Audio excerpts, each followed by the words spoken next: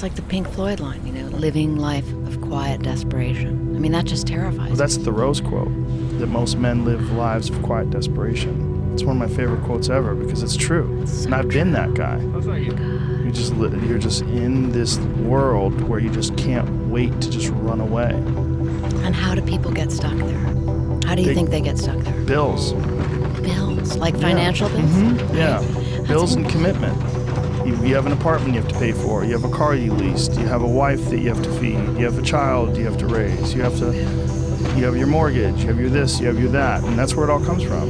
Where do you think opportunity plays into that? Well, the opportunity takes place usually when you're young and you don't have any responsibility. That's when you have your options. Well, your options are severely limited the more you gather responsibilities. Like, if I had to, as a 51-year-old father of 3, married man, pays taxes, has a house and a mortgage and a business and all that jazz, if I had to quit everything now and struggle the way I struggled as a stand-up comedian, it would never work. But the only way I could be this person now is if I took that chance when I was 21, when I was dead broke and had my cars repossessed and all that stuff. That's the only way you ever get where you want to go. You have to take a path that's dangerous, and most people want to take the safe path. The safe path leaves you stuck in quiet desperation. Almost every time. It's hell. It's hell. You're selling insurance or some other shit that you care zero about. But can people just make that change? I mean, yes, look, you can, I believe they but can. you have to plan it out. The way you can change is you have to put aside enough money to give yourself a window. And then you have to have a plan. And you have to spend all your waking hours outside of whatever shit job you do planning your escape. And you have to come to the realization very clearly that you fucked up and you got yourself stuck. So whatever you're doing, you have to do it like your life depends on it. And whether it is you're trying to be an author and if you're gonna try to be an author and you're working 8 hours a day plus commuting plus family responsibilities or whatever else you have, whatever time that you have to attack like you're trying to save the world. You're trying to save your life. You don't want to drown. That 1.5 hours a day that you have to write, god damn, you better be caffeinated and motivated. You gotta go. You gotta get after it. And you gotta have discipline. That's most people don't have those things. Most people don't understand what it's like to really go for something.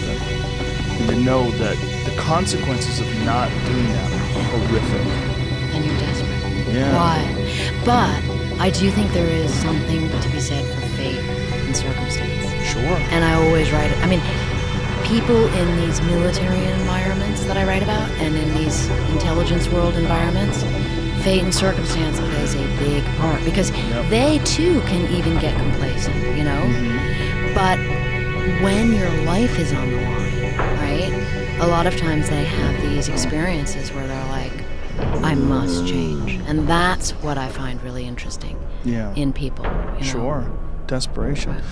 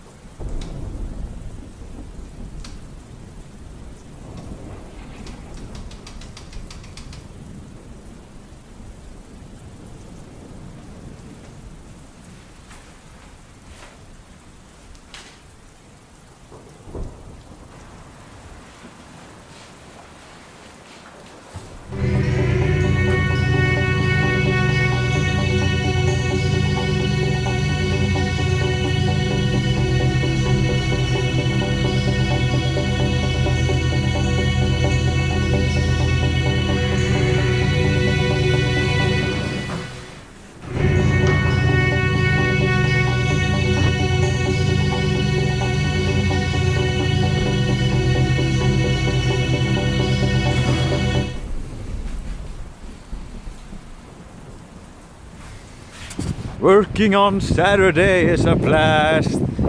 There's nowhere I'd rather be than working and working and working and having no life at all.